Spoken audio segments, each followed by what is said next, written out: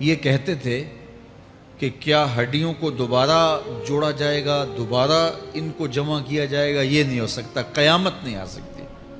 وہ کہتے تھے یہ جہاں ہے بس ختم ہو جائے گا کام تمام، لہٰذا جو عزت پانی ہے، جو لذت حاصل کرنی ہے، جو عیش و عشرت کرنی ہے، جو کچھ کرنا ہے اسی جہان میں کر لو۔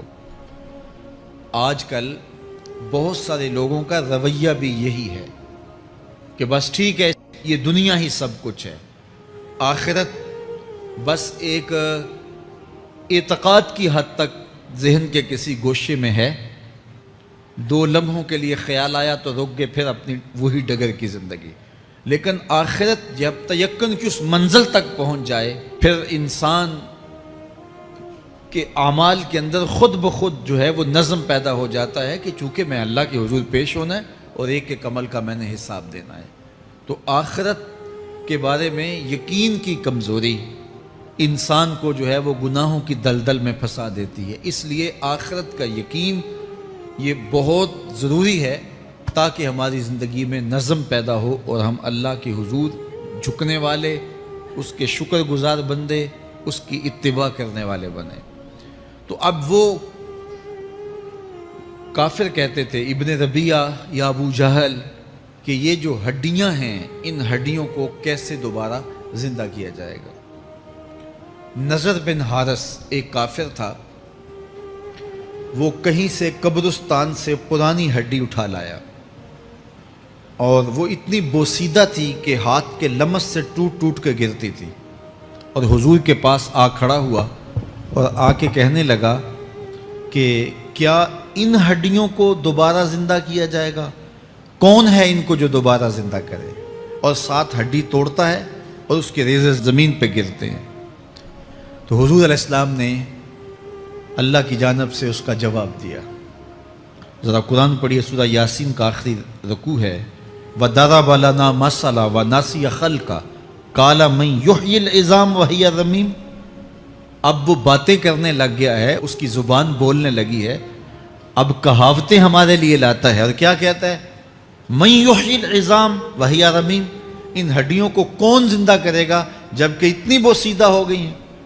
تو یہ نضر بن حارث حضور کے سامنے ہڈی لایا تھا اور توڑتا تھا اور کہتا تھا یہ ہڈیاں زندہ ہوں گی، ان ہڈیوں کو دوبارہ اٹھایا جائے گا جو اتنی بوسیدہ ہو گئی ہیں کہ ہاتھوں کا لمس بھی گوارا نہیں کرتی، اس کو دوبارہ زندہ کیا جائے گا، کون زندہ کرے گا؟ جواب سنو، قُلْ يُحْیِیہا الَّذِی أَنشَأَہا أَوَّلَ مَرَّۃٍ، اے محبوب فرما دیجئے اب تو ہڈیاں موجود ہیں، جب ہڈیاں بھی نہیں تھیں تو جس رب نے انسان بنایا ہڈیوں کو جوڑ کے نہیں بنا سکتا۔ اب تو میٹیریل موجود ہے جب میٹیریل بھی موجود نہیں تھا۔ هل اتى على الانسان حين من الدهر لم يكن شيئا مذكورا، انسان پر وہ وقت بھی آیا ہے جب یہ قابل ذکر چیز ہی نہیں تھا، اس کا نقشہ نہیں تھا، اس کی صورت نہیں تھی، اس کا میٹیریل نہیں تھا، اس کا مادہ نہیں تھا، لیکن جس نے حضرت انسان بنایا، پانی کی بوند سے تخلیق کیا، تو اب کیا وہ ہڈیوں کو جوڑ کر انسان نہیں بنا سکتا؟ تو یہ کفار بات کرتے تھے کہ نہیں نہیں نہیں، اتنی بوسیدہ ہڈیوں کو کیسے زندہ کیا جائے گا، یہ بات سمجھ میں نہیں آتی۔ پھر ان کے ذرے بکھر گئے، بعض انسانوں کو جانور چیڑ پھاڑ کے کھا گئے، کچھ وہ کھا گئے، کچھ ہڈیاں پڑی رہ گئیں، کچھ ان کی ہڈیاں راکھ بن کے اڑ گئیں۔ تو کیسے ہو سکتا ہے کہ ان کو دوبارہ زندہ کیا جائے، ان کے اجزاء جوڑے جائیں؟ اب یہ عدی بن ربیعہ نے بھی یہی کہا۔ اللہ ارشاد فرماتا یحسب الانسان ان لن نجمع عظامہ، یہ آدمی گمان کرتا ہے، کہتا ہے کیا ہڈیوں کو دوبارہ زندہ کیا جائے گا؟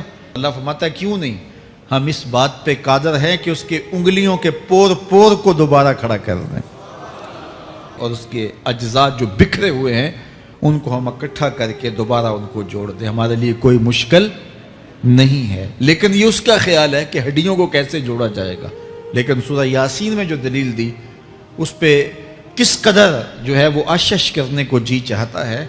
فرمایا کہ قُلْ يُحْیِیہا الَّذِی أَنشَأَہا أَوَّلَ مَرَّۃٍ، یہ کہتے ہیں یہ ہڈیاں کون جوڑے گا؟ کہا جب ہڈیاں بھی نہیں تھی، جس نے ہڈیاں بنائی اس کے لیے جوڑنا کیا مشکل ہے؟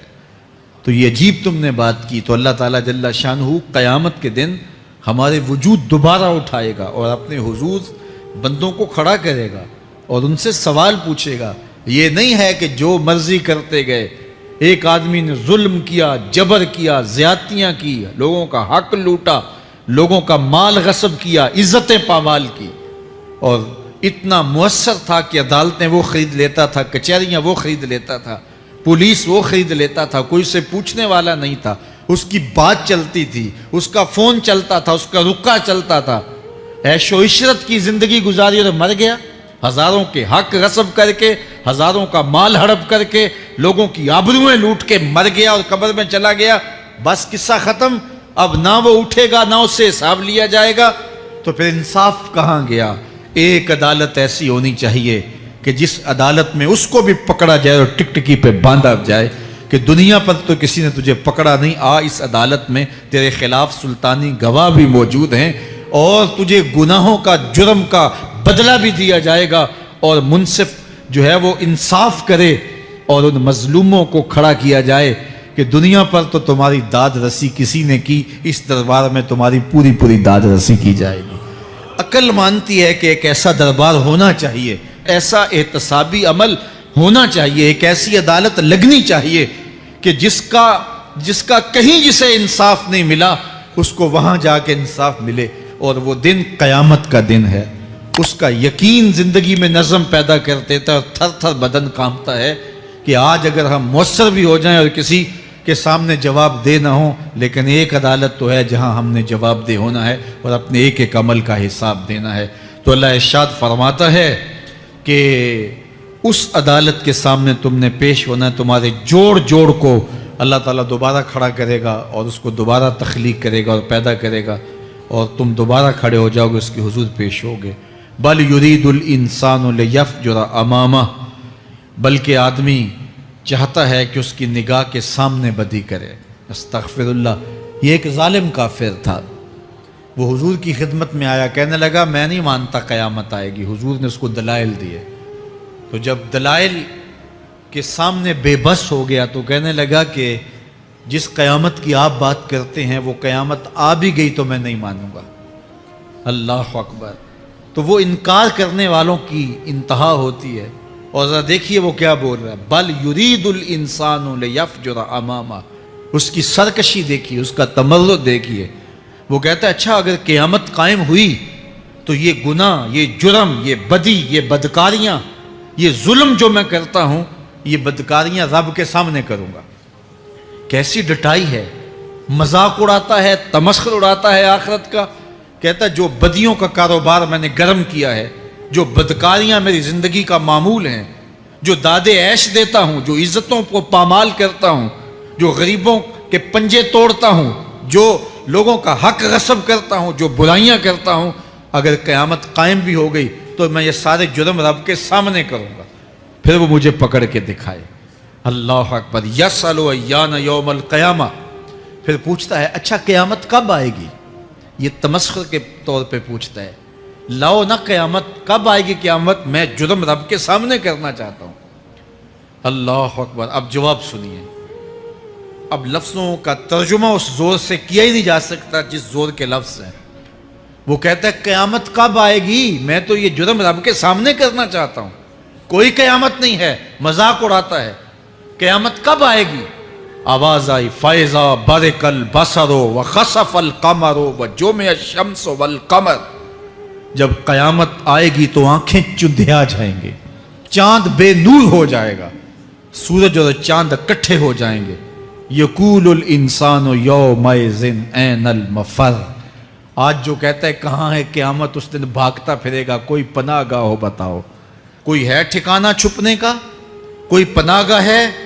کلا لا وزر. آواز آئے گی کوئی ٹھکانہ نہیں ہے. آج کوئی ٹھکانہ نہیں ہے.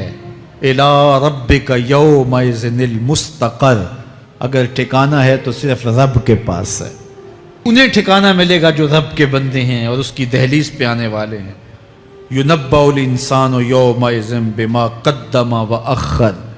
اللہ تعالیٰ اس دن بتا دے گا جو آگے بھیجا اور وہ بھی بتا دے گا جو پیچھے چھوڑا. ایک ایک چیز تشت از بام ہو جائے گی. یوم تبل السرائر فما لہ من قوت ولا ناصر. اللہ فرماتا سارے راز کھل جائیں گے. جو بند کمروں میں جرم کیے داد عیش دیتا رہا وہ بھی کھل جائیں گے، اور پھر کوئی طاقت نہیں ہوگی، کوئی زور نہیں ہوگا، کوئی زر نہیں ہوگا جو اس کو بے نقاب ہونے سے بچا سکے. اے داور حشر میرا نامہ اعمال نہ پوچھ، اس میں کئی پردہ نشینوں کے بھی نام آتے.